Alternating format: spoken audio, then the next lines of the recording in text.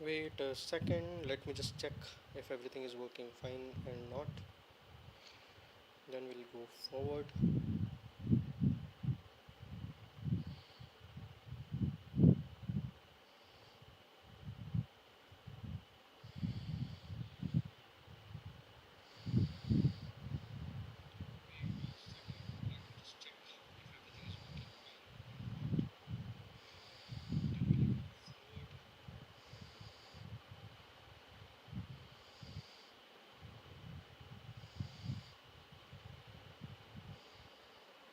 Mhm.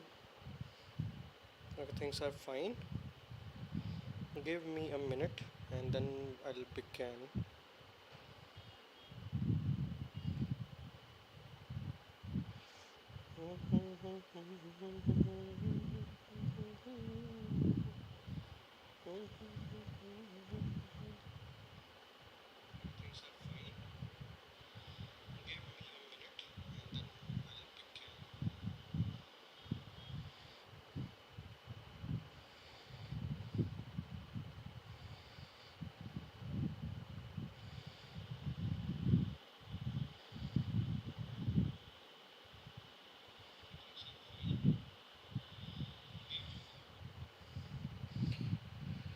Okay, so yes, we are reading Ashtavakra Mahagita. We have already covered till page number 83, and today we'll start from page number 63, and today we will start from page number 64 onwards, right?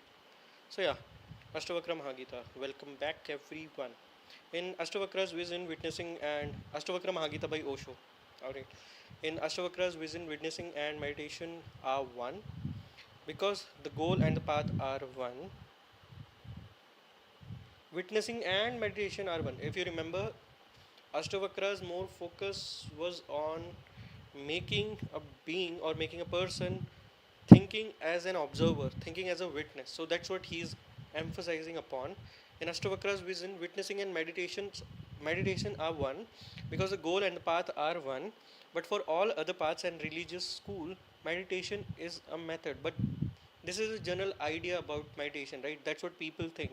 That meditation is a method by which we can witness, like by which we can attain something like peace or anything else, and witnessing is the final fruit. But in reality, Ashtavakra is saying that meditation and witnessing are one only. That's Ashtavakra's vision. Okay, let's understand that in a little bit detail. In what way are mental blocks and ego dissolved by them? Okay, mind and ego are not dissolved by witnessing. In witnessing, you find out that they never existed. Mind and ego, okay. They can be dissolved only if they exist. Alright, it is like this. It is like this. You are witnessing in a dark room and think there is a ghost. It is only your shirt hanging there, but you are scared. In fright, your imagination adds hands and feet to it.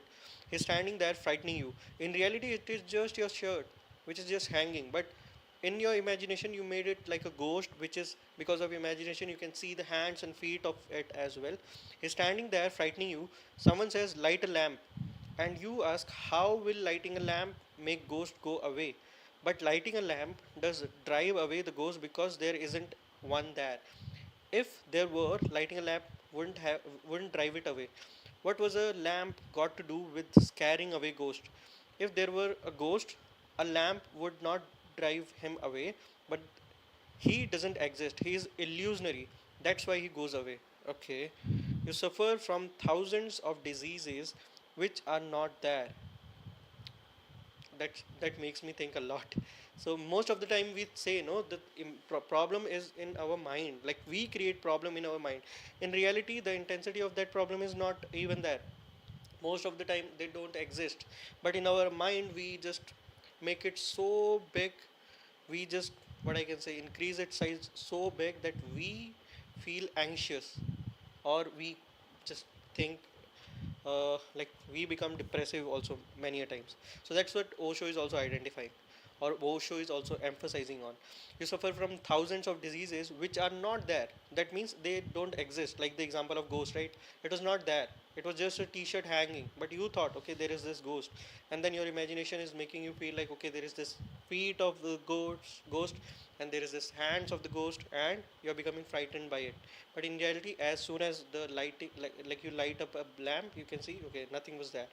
This is why the ash from some sadhus will cure you, not because ash has driven on your out your illness. Are you mad? Has ash ever cured a disease? If so, the whole science of medicine would be useless. Ash cannot cure illness. It only gets rid of the idea. Am I lagging?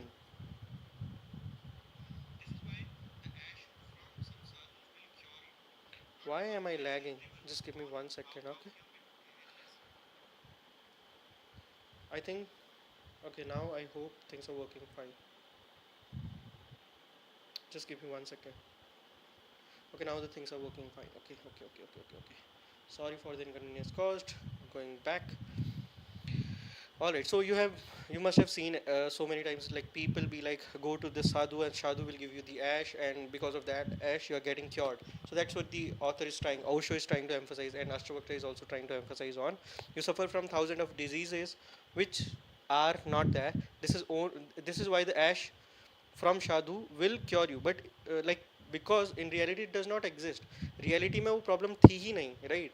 और problem थी नहीं तो साधु से जो आप राख लाए, ऐश लाए, वो आपने लगाया, तो आपको लगा कि अब ठीक है, ये डिजीज सही हो जाएगी, और वो रियलिटी में सही हो जाती है. It is like lighting a lamp and seeing, okay, it was a shirt. Initially you are thinking, okay, it was a ghost, but when you light up a lamp, you realize, okay, that was just a t-shirt. So it's like that. Not because ash has driven out your illness. Are you mad? Has ash ever cured disease? If so, the whole science of medicine would be useless. Ash cannot cure illness. It only gets rid of the idea that you were ill. It only gets rid of the idea that you were ill. That is very, very important, right? So that means it is acting psychologically. It is curing you psychologically. So the problem you created in your mind, now the problem is eradicated from your mind only. In reality, it never existed. I have heard a story about a doctor. He himself told it to me. He was living near the Bastar tribal area, and a tribal man came to him from deep within Bastar. The doctor was visiting a village, a tribal village. This man was sick, but the doctor had nothing to write with. There was no pen or paper in the village. He found a cloth and wrote the name of the medicine on it with a piece of rock and told him, take it with milk for a whole month and you will be fine. The man came back after a month. He was completely okay, healthy, robust. The doctor asked, did the medicine work? He said, it worked great. Now write on one more cloth for me. The doctor asked, what do you mean? He said, the cloth is finished. I drank it all up. Such great medicine. Man. Okay. He had come to him completely cured. Now it wouldn't be right for the doctor to explain anything. Okay. So rather than getting the medicine, the person finished the cloth only, and he is completely fine as well. That's what the author, like the doctor is saying. He had come to be him completely cured. Now it wouldn't be right for the doctor to explain anything. That would be inappropriate. He told me since he was cured, I didn't say anything. Medicine is what makes you well. Why should I confuse him by telling him, you idiot? I just wrote out the name of the medicine, but you never bought it. He drank the prescription, but it worked. The disease must have been false, imaginary. Okay, psychologists say 90 out of 100 illness are imaginary. 90 out of 100 illness illnesses are imaginary, and that's a huge number. 9 out of 10, 90 out of 100. That's great. And as understanding increases, it is possible that 99% are imaginary. One day, perhaps 100% disease will be found to be imaginary. This is why the world has so many medical systems that work. Use Western medicine and the patient gets well. Use Ayurveda or homeopathy or the Greek Islamic system or naturopathy, the patient is cured. Even a charm or talisman will cure him. It is surprising. If he were really sick, then only one particular method would work to cure the disease. Every method could not work. There is no disease, it is only what you believe in. Alright, it is again about where you are putting your focus in, manifesting the right thing.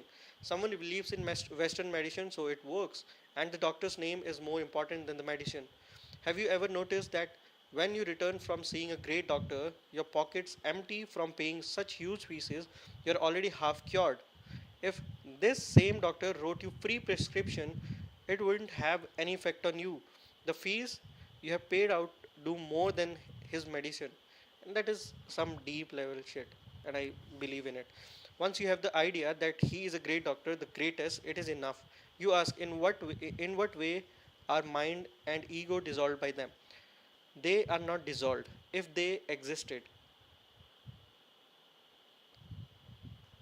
they would be dissolved.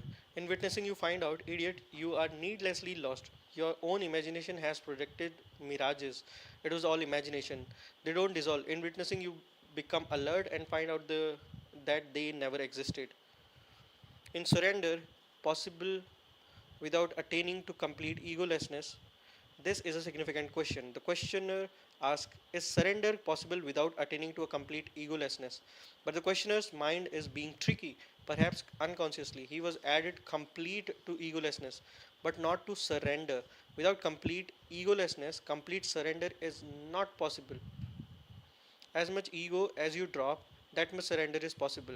If you drop 50% of your ego, then 50% surrender is possible. Are dropping the ego and surrender two different things? They are two ways of saying the same thing. As much as you will drop your ego, the more you'll surrender yourself. You say that without completely dropping the ego, then surrender is not possible. That complete surrender is not possible. Don't deceive yourself. What is the need of surrender when the ego is completely dropped? And when will it drop? How will it drop? Surrender is possible to the extent that the ego drops. Don't wait for completeness.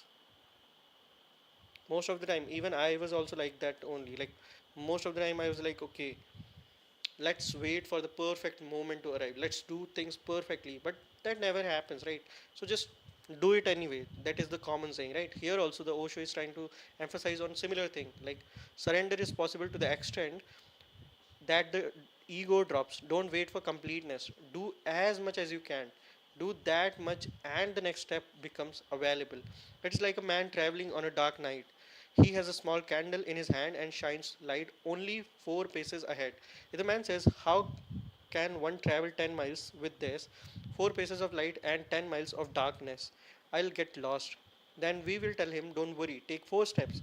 And when you have taken 4 steps, 4 paces, the light goes ahead 4 more paces. You don't need 10 miles of light for walking. 4 paces is enough. So something is enough. How much ego? Let go of one drop and let go of another.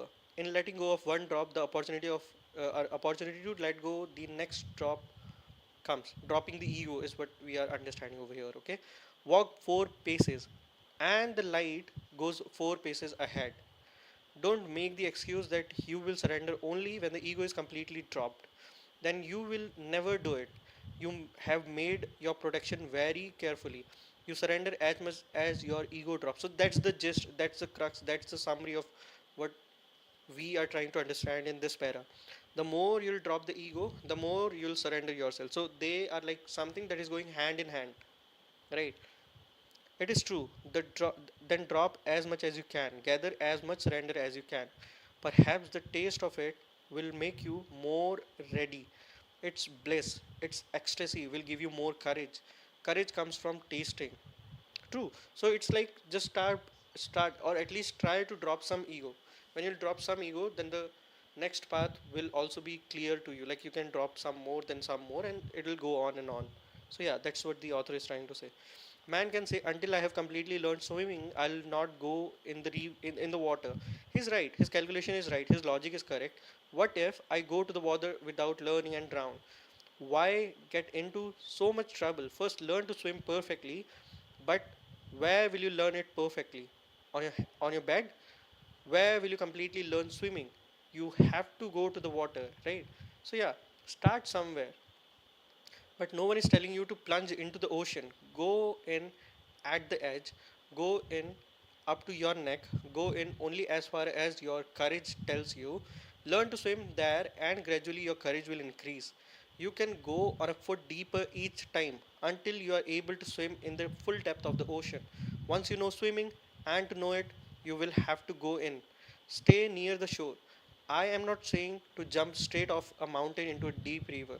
Stay near the shore, make friends with the water, become acquainted with the water, move your arms and legs. So start small, like do something. So here they are giving, like the author is giving the example of swimming, right? Similarly, if you want to drop complete ego, you have to start from somewhere. Like do take some small steps to drop some ego, then you can drop some more ego, and it'll go up like to completely dropping your ego. So one day you'll attain it. But if you'll feel like okay, dropping complete ego is not possible, if you'll keep this in your mind and you'll not start anywhere, you'll not reach anywhere. Similarly, if you want to swim in an ocean, it's not like in the very first day you feel like okay, when I'll be perfectly able to swim in water, then only I'll enter in the ocean. So that's what the author is saying, that start small, start, you know, at the shore, learn the water, keep your head above the water in earlier stages, then just gradually increase it, and ultimately you'll become more better and better, and one day you'll be able to swim in an ocean. What is swimming? The skillful thrashing about of your arms and legs. Everyone knows how to thrash around. Even if you throw someone who has never swum before into the water, he'll start thrashing around. The difference between this and a swimmer is only of a title skill, of a little skill, sorry. There is no difference in what they are doing. The person who has never swum before is also throwing his hands and feet about, but he has no trust in the water, no trust in himself. He's afraid he's going to drown. That fear will drown him. Water has never drowned anyone. You may have seen that a dead body floats to the surface. A corpse will float on water. Ask the corpse, what trick did you learn? When you were alive, you drowned. Dead, you are afloat. The corpse is not afraid. How can the river drown it? It is not the nature of the water to drown anything. Water lifts things up. This is why in water weight decreases. In water you can lift up and carry a man who is heavier than you. In water you can lift a huge rock. The weight of things in is less in water. Just as the earth has gravitation, the earth pulls down, water raises upward. Water has the nature of raising things. If you are drowning, you are causing it. Water has never drowned anyone. Don't unknowingly blame the water. Water has never drowned anyone. Ask a scientist. He also will say that it is a miracle that a man can drown because water uplifts. You drown in your freak out. So basically, you're freaking out when you're on water. You don't believe yourself. You don't trust the water, and then you're thrashing the hands and everything in not a skilled manner, and ultimately you're drowned. Like you're getting drowned, and then once the person is dead, again it will start up floating. So that means the very nature of the water is not to make you feel make you drown. Its nature is to make you afloat. It's you who is getting freak out, and ultimately you scream and shout, you open your mouth, you drink in water and take on more weight, and you drown. You cause your own death. A swimmer learns only this: water uplifts. His trust in water becomes stronger. He understands that weight decreases in water. Our weight in water is much less than on land. You must have seen when you throw a bucket into a well that while the bucket is filling and is in the water, it is weightless. Start pulling it up and it becomes heavy. The water supports you. How can it drown you? A learner slowly becomes acquainted with this fact. Trust arises. Trust comes that water is not an enemy but a friend. It won't drown you. A skilled swimmer doesn't thrash his arms, doesn't move them, but can remain on the surface like a lotus flower. He is a man just like you. There is no difference except that trust has arisen in him. He trusts himself, he trusts the water. A friendship has arisen between them. It happens the same way in surrender. In surrender, the fear is that you may drown. So you want to climb out onto the bank. I'm not telling you to surrender 100 degrees. 1 degree will do. Doing it gradually. So that's the whole point. Do it gradually. Start somewhere. Doing it gradually, you'll come to know that the taste will grow, juice will arise, the energy will flower. So that means once you'll start doing it gradually you'll generate your interest in it. That's what it means by you'll taste its grow, the juice will arise. So that means you will develop your interest in it, and ultimately you'll keep on doing it more and more, and ultimately you will become perfect in it. And that's how the word works, right? No matter whatever task you want to do in this world, if you're doing it for the first time, you'll start slow, and the more you'll do that task, the more better you'll become at it, the more perfect you'll become at it. So even if even if I'll give you the example of, let's say, Virat Kohli. So Virat Kohli is now considered as a pioneer of cricket, like someone who is great in cricket. But on the very first day when he tried to bat, was he able to do things as perfectly as he was able to do, like as he is able to do now? The answer is no. He started small, he was doing it gradually, he's doing it again and again, and the perfection arises. That's why practice makes a man perfect quote comes into the existence, right? So do it gradually, you will come to know, the taste will grow, juice will arise, the energy will flower. You'll be surprised how much has been wasted due to the ego. How much comes from a tiny bit of surrender? New doors open, doors of light, new breezes flow in your being, a new thrill, a new spirit. All is fresh. You'll see life for the first time. For the first time, you remove the smoke screen from your eyes. The presence of God will begin manifesting itself. Surrender, and God comes near, because you begin to be erased. God begins to manifest. Is existence far away? You don't see it because of your heavy ego. You don't see it because your eyes are filled with ego. Become capable of seeing it with your naked eye. Gradually, courage will increase. Trust, self confidence. You'll surrender more and more. One day you'll take the total leap. One day you'll say, enough. Up until now, you have wasted yourself in trying to save yourself. One day you'll understand and let go. Then you will let yourself drown and be saved. Blessed are those who are ready to be drowned, because no one can drown them.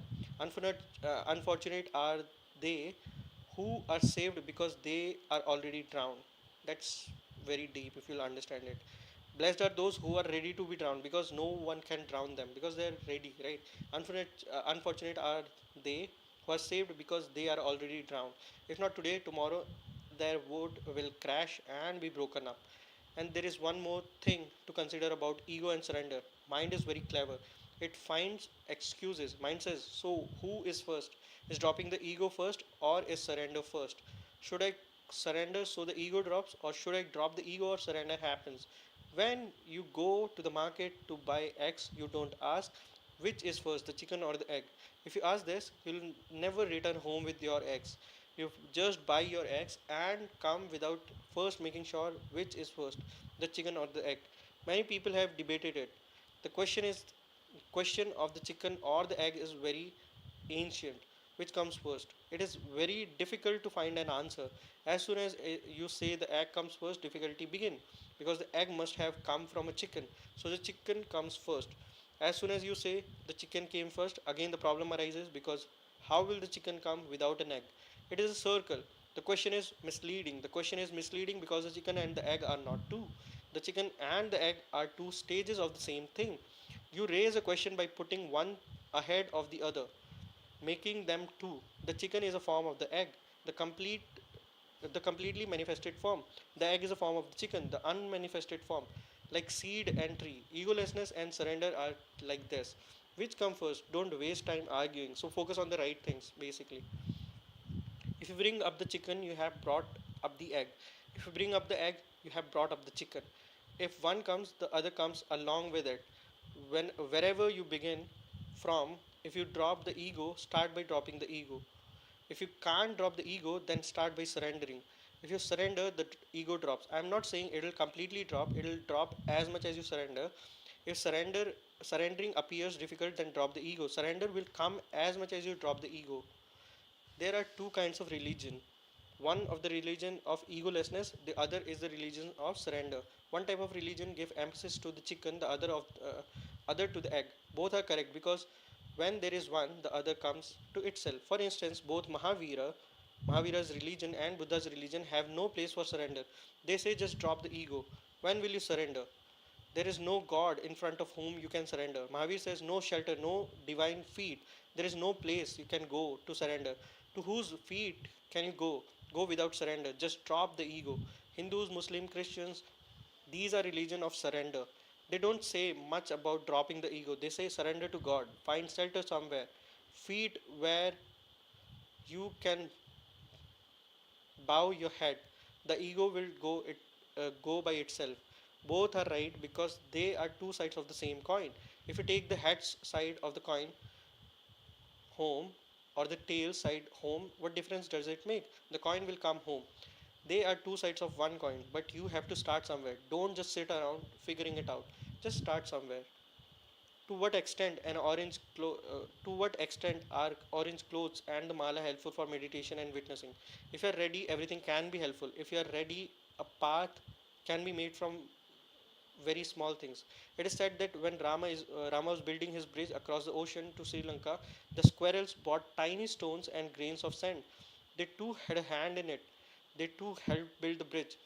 There were others who bought huge rocks. The small squirrel did what they could.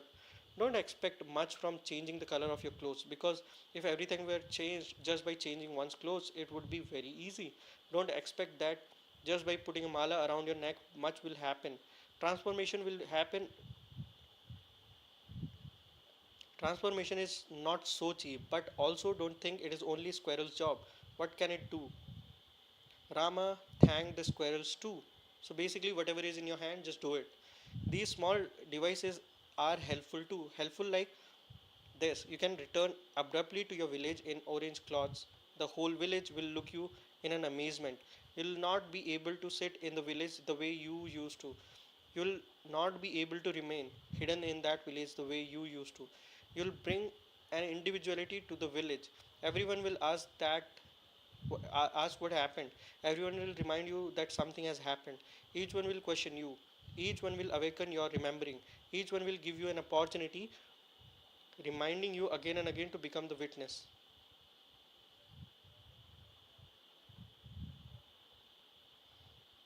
Okay, so after reading this, one thing I remember. So Premanand Maharaj also said the same similar thing. Like, you are not supposed to change your attire or follow a lot of rituals to attain, let's say, meditation or surrender yourself in front of the God.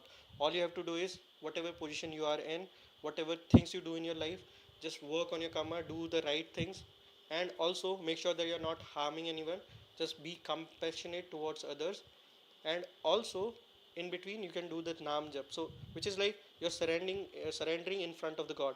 So that's what Premanand Maharaj also emphasized on. So again, Osho is also saying the similar thing.